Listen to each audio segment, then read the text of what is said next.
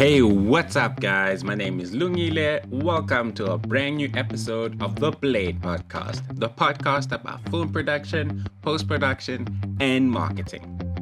Okay, so I'm excited for today's episode, and if it sounds a little weird, it's because I'm recording from the East Rand. So, shout out to East Rand, that's where I'm from. So, yeah, okay, let's get into today's episode. So, in today's episode of the podcast, we're going to be talking about online communities that post-production professionals and filmmakers should join.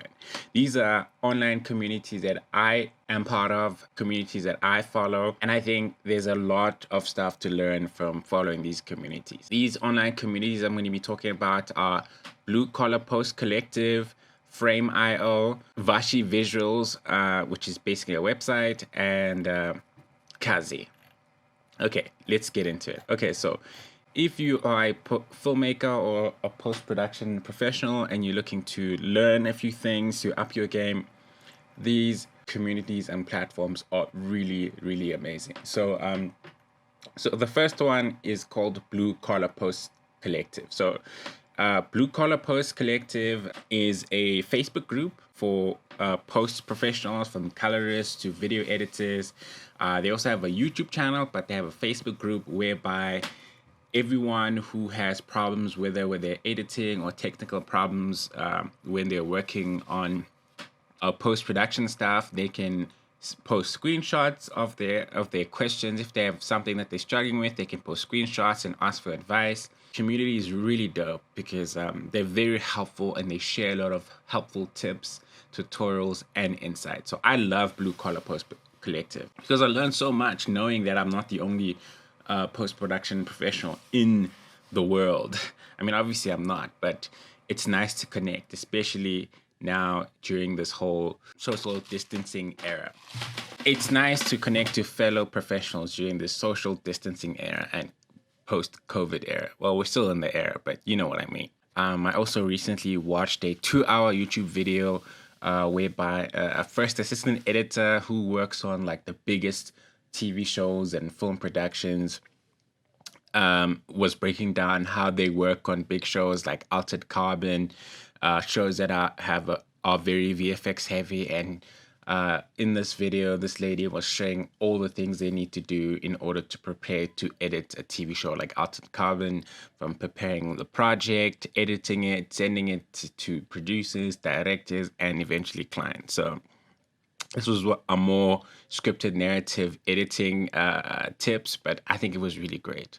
And they usually share a lot of tutorials and tips and stuff like that. So if you have some time, check out Blue Collar Post Collective. They are on Facebook, and they also have a YouTube channel. The next online community that I like is Frame.io. Frame.io is actually a post-production software company. So they promote collaboration between production companies and their employees. So, and also, when you want to send video edits to clients and send files between colorists and editors and visual effects people, using their platform can really help you, in terms of client reviews, and also just like streamlining your remote workflow. So, and you're probably wondering, why am I talking about a software company? Well, basically, yes, software company first, but they have a blog, and their blog is amazing. The blog has a lot of information about different post-production workflows. They talk about color correction. They interview editors and colorists from big Hollywood movies, Hollywood series, and other filmmakers and post-professionals from different countries and disciplines. Some focus on series, YouTubers, and indie filmmakers. It's a very technical blog, and there's so much information that you can learn. They also just launched a fantastic YouTube series that talks about how to move on to remote workflows, how to start remote editing and working with your team using the Frame.io app. I really like them, and they have so many articles and interviews and tips about using Adobe Premiere Pro, DaVinci Resolve, color grading. They talk about technical stuff in terms of what type of machine do you need for editing, how to handle red raw footage, RE footage, Sony raw footage, Black Magic. And I love how they break everything down, and they even have like a one page on their website that just tells you like a whole bunch of stuff about post-production, from codecs to containers. So if you're not a technical person, I love how they explain things that are very technical and complicated in simple and straightforward ways. So it's a really great blog to check out. And also their YouTube channel has a lot of great videos. So frame.io, check them out, guys. I think they're really, really great. I've read so many of their articles and I've learned so much. And I've implemented some of the things that they talk about in their blogs. And also what I love is seeing the post-production workflows of different Oscar-winning films, knowing what resolutions they shot at, what resolutions they edited at, what codecs they edit at. It's really great. The third online community that you should check out is Vashi Visuals. So Vashi Visuals is a post-production website which is ran by a guy called Vashi. Basically, Vashi is a Premiere Pro editor and a workflow specialist. He is like a big Hollywood editor, and he's worked on the biggest movies from like Gone Girl to Deadpool. I love his website because it has a lot of resources for editors, from like Premiere Pro projects. He even has a blockbuster Premiere Pro project template that you can check out. There's so much stuff on his website. Another thing that I like about his website is that it has a lot of stuff like in terms of tips. There's presets, there is plugins that he gives away for free. There's like aspect ratio templates, thingies that you can use on your film edits. I also love how he breaks down different feature film edits and workflows, and he shares his timelines from pancake timelines and project files. He's a really cool guy.